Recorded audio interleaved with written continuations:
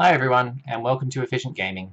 Today we're going to be talking again about The Witcher Monster Slayer, and yay, we've got a release date, which means new content's coming for those of us who are already playing, and for everyone else in the world it means the global release date for Witcher Monster Slayer, and they all get to start playing, so yay. Hopefully you guys who are watching the channel that do play look forward to the new content, and everyone who's watching the channel in anticipation of the game being released, you've got your release date and you can look forward to playing it this month. So the game's coming out on the 21st of July 2021. So 210721. I wonder if they picked that intentionally for the 221s. But anyway, we've got our release date and let's look forward to playing that. Today we're just going to cover some of the historical bugs, ask the question of whether the game's ready for release, see what bugs have already been fixed and those that still exist that I personally hope go away before the release. But first we're just going to cover the announcement of the release and an update on WitcherCon. Okay, so I was going to give a catch-up on WitcherCon and speculate that they were going to have the release date announcement at WitcherCon, but they beat me to it. So over the last day, we've actually had the release date news. Yay! 21st of this month, so the 21st of July 2021 is when we will be getting the game. I was going to go on and speculate about how at panel they were going to do something like drop the release date into the end of a video that they were doing or at the end of the segment that they're doing. So they're actually doing a segment specifically on Monster Slayer, Live the Life of a Witcher. Your mobile phone is your portal to a monster-infested realm, one that transforms the world around you with every step you take. Time to get out there and see for yourself what the life of a professional monster slayer for hire is like. But fret not, Spocko, part of the CD Projekt family, is here to prepare you for your journey on the path. So I imagine that they're going to be showing some gameplay footage, they're going to be giving you some tips about how to play, and they're obviously going to re-announce the release date. Now, it's surprising to me that they didn't wait just a few extra days that it would take to announce the release date at WitcherCon. It's such a big event that giving the release date there, I think, would have generated a bit more hype for the game. So I'm kind of surprised, and that was going to be my original guess, that they were going to give us the release date, but they didn't. They gave it to us just randomly yesterday. At least it was the weekend. Let's have a look at the Twitter. I'll play the video, but I'm going to play the video from the Witcher Monster Slayer Reddit. So, The Witcher Monster Slayer coming to iOS and Android for free on July 21st. So they've mentioned that it's a free game. I always thought it was going to be free, so I don't know whether that's necessarily an important part of the title. You can make in-game purchases, which hopefully is how they're going to make their money. And I've done a previous video on what I've spent in-game money on, so feel free to have a look at that. Prepare your phones for the worldwide premiere of The Witcher Monster Slayer coming to iOS and Android for free on July 21st.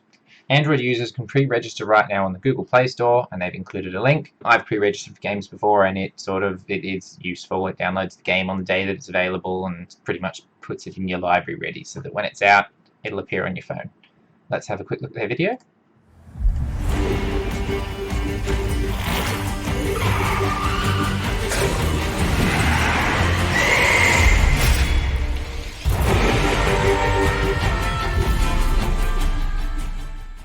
Cool. So there was a bit of interesting gameplay. Well, not really gameplay. None of that's actual gameplay footage. It's all pre-rendered to look a little bit like their augmented reality portion of the game. It looked cooler than it does in the game, although the game does a really, really good job of that. So there you have it. We have our release date. It's coming this month in just over 2 weeks.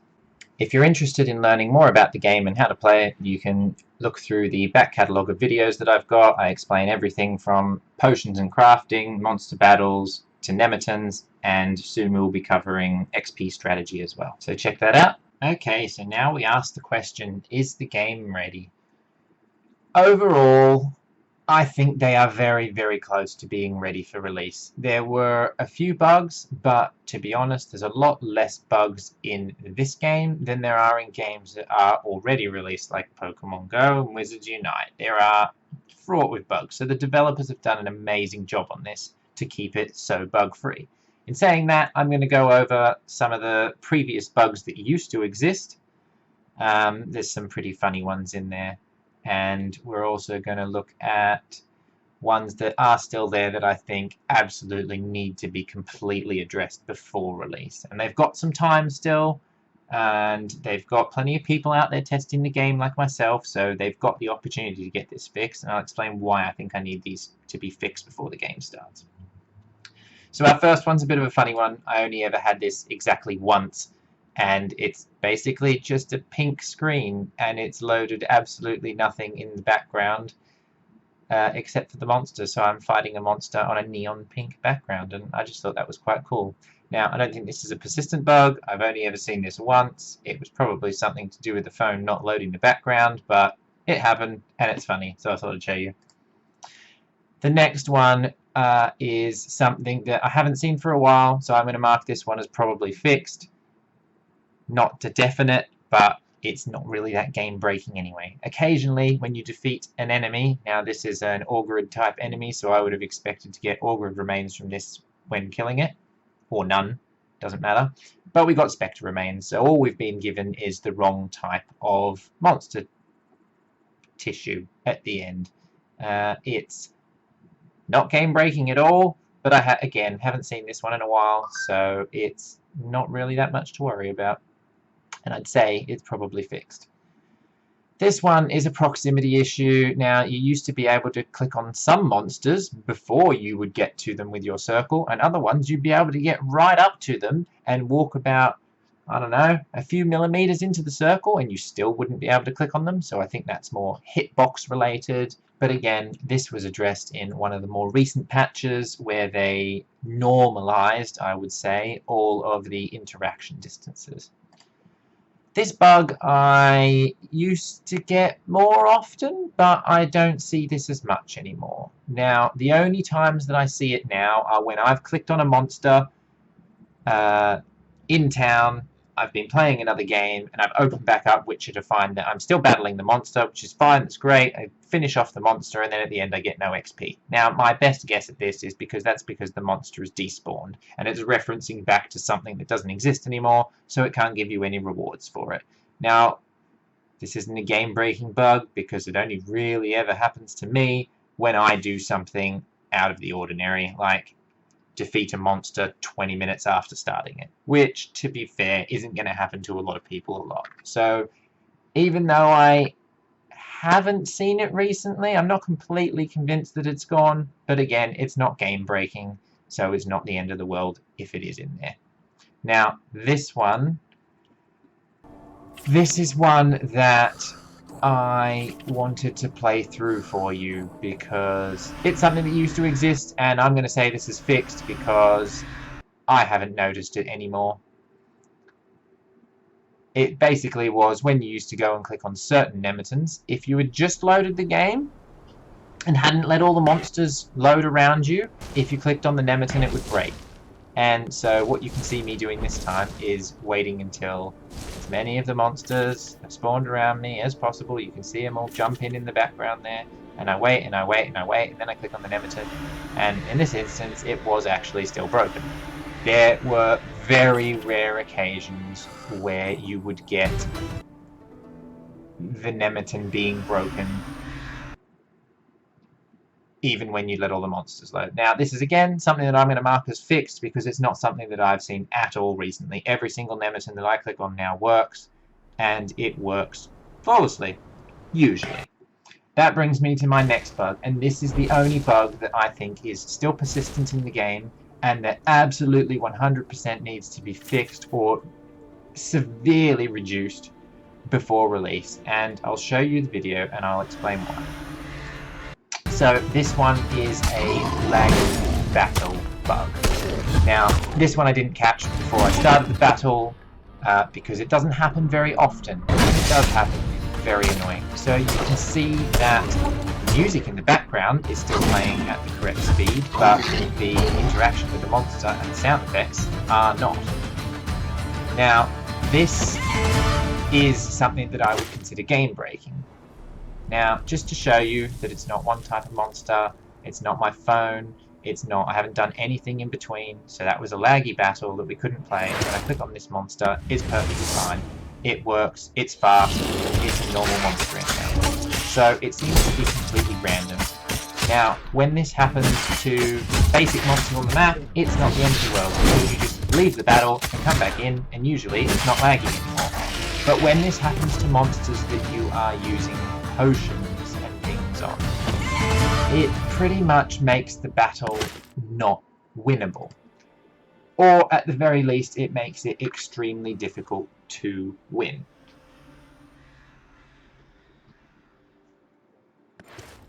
So think about this in terms of new players. Like for me, I don't mind. If I've used a couple of potions, it annoys me that I don't get to use those potions because I was not kicked out of the battle, but I lost the battle because it was laggy. But for new players who may be spending money on the game to buy new potions or new equipment or anything like that to defeat some of the higher level monsters, which they could have otherwise done if the encounter wasn't laggy, if they're not able to do that now because the encounter is laggy, then that's a huge detriment to them, and they really should, if this is still an issue present once the game has released, they're probably going to be sending lots of messages into support to say, right, I lost my potions during this battle, I want them back, can you send me the potions back, I lost them because the game broke and it was laggy.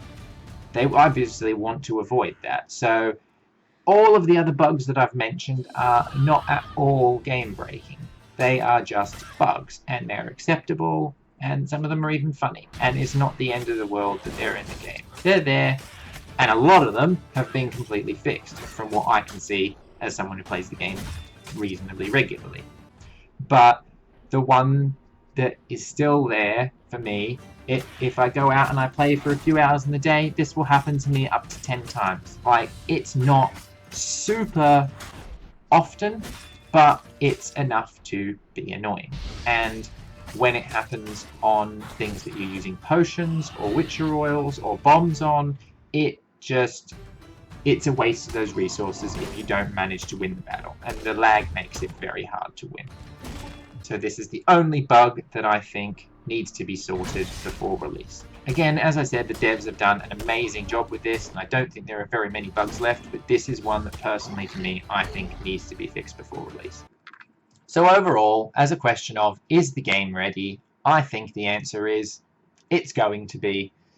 There's nothing in there that is hugely game-breaking at the moment. There's one, and they have an opportunity to fix that, but even if they don't fix that, it just means they're going to be fielding more support calls once the game's open. Not calls, messages, for people who encounter the laggy battles and want the resources that they spent on the battle back.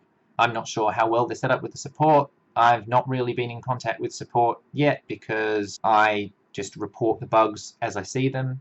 I realise that the game is still in beta, and I'm not going to be contacting them saying, oh, I lost all of my resources for this battle, I want them back, because I'm in early access, we're getting plenty of coins and stuff well before the rest of the world anyway, so I'm not that fussed at the moment. But going forward from release, I very, very much hope that this is one issue that gets fixed.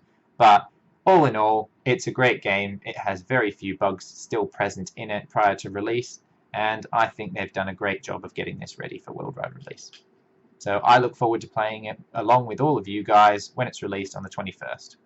Thank you guys for watching. I'll have some more videos out soon on my XP strategy, and we're going to be doing some more items from the shop comparisons. I'm going to be looking to buy the Melith sword and tell you whether that's, in my opinion, worthwhile spend of money or not. And we've got a lot more content to come once the game gets released. So I hope you're all looking forward to it. I know I am. As I said before, we've got plenty of videos teaching you how the game works, so if you're looking to get ready for release, have a look through the back catalogue and learn about all the functions of the game. But if not, can't wait for release, and I'll see you guys soon. Bye.